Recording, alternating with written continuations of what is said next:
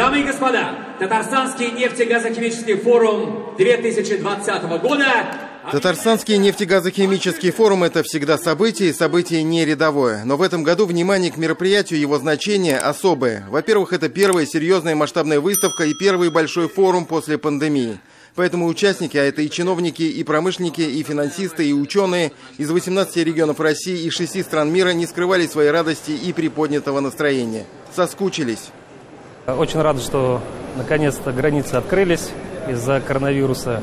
Начались первые масштабные выставки. Все соскучились, как потребители, так и производители. Для нас очень интересно, особенно в нашей республике, вот после вот такого, кажется, такого затишья, связанного с пандемией, хочется посмотреть, как работа идет у коллег.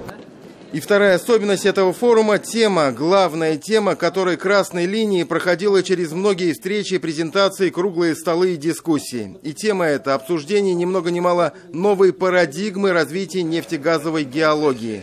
Старая парадигма, которая заключалась в безудержном освоении крупных месторождений нефти и газа, по большей части традиционных энергоресурсов, себя исчерпала.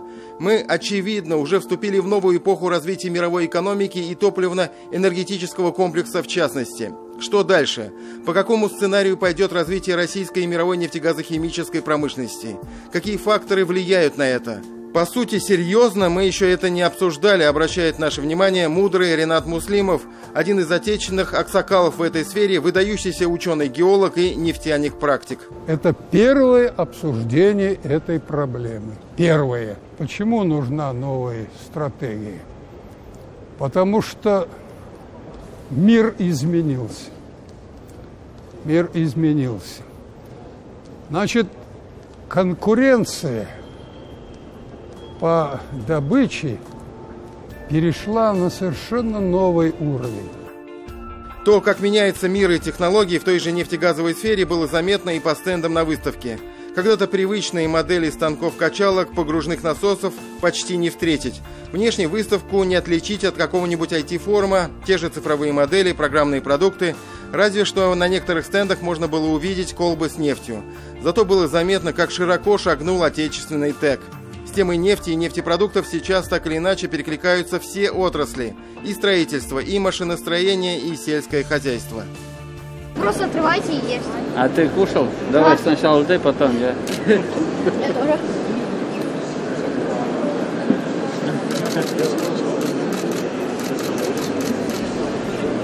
Удобно. А нефтегазохимический форум – отличный повод обсудить в том числе и острые проблемы, перспективы стратегической для России и Татарстана отрасли. Обсуждаются вопросы, вызовы, которые стоят перед топливным комплексом, обсуждается, какими инструментами мы будем преодолевать, какими навыками, какими умениями. Обсуждаются вопросы перспективы не только там, первый год, сегодня, завтра. У нас очень инновационная отрасль, и от момента там, капитального вложения до отдачи проходит десятилетия. Если мыслить такими глобальными категориями, совершенно в ином свете представляется и проблема сырьевой базы для нефтяной промышленности. Все эти разговоры о стремительном сокращении запасов и ухудшении качества сырья становятся разговорами для бедных. Тот же Ренат Муслимов в принципе не принимает этот тезис. Запасы не тают, их более чем достаточно в том же Татарстане. Да, растет объем так называемой нетрадиционной нефти, а это и битумная нефть, и сверхвязкая, но это тоже ценнейшее сырье. В отдельные времена, значит, получается лучше добывать тяжелую нефть. А потому что на нее спрос. Соединенных Штатов полно, на Западе полно заводов, которые приспособлены для этой нефти. Нерентабельных для разработки месторождений, несмотря на то, что трудноизвлекаемые, другие, третьи, в Татарстане нет. Постепенно идет вот такое перераспределение добычи в область трудноизвлекаемых запасов. И в России к этому тоже идут и начинают осваивать такие большие ресурсы нетрадиционной нефти, как Баженовская свита. Это запасы высоковязких нефтей и битумов, которые очень большие объемы, которые сосредоточены в Татарстане, в Татнефти. Эффективность, эффективность и еще раз эффективность. Сегодня это определяющий тренд для всех отраслей. Касается ли это нефтегазовой промышленности или той же энергетики? Энергоэффективность для Татарстана – это ключевая тема, и отрадно, что есть примеры действительно правильного подхода к делу на тех же предприятиях группы компаний «Таиф». Казань, Оргсинтез, Нижнекамск, нефтехимия идут на строительство энергоустановок, использование побочного газа. Это, во-первых, и экономия топлива, а во-вторых, и экология, и все, и стоимость энергоресурсов. Или компания ТГК-16 из группы «Таиф» за 10 лет работы на 40% увеличила выработку тепла и на 25% выработку электроэнергии. При этом показатель расхода условного топлива снизился за этот период на четверть. Доля современного оборудования, использование наилучших доступных технологий на текущий этап составляет почти 45%. Это очень высокий показатель. Теперь важно эту энергоэффективность распространить не только на промышленные предприятия, но и на ту же сферу ЖКХ, на потребителей в лице всего населения. А для этого нужно максимально задействовать эти современные станции, уходя от малоэффективных котельных. Президент Рустам Минниханов сделал на это особый акцент в ходе заседания правительства Татарстана, которое прошло на полях форума. Все равно надо убирать малоэффективные котельные, надо переходить на комбинированную выработку, там, где есть возможность.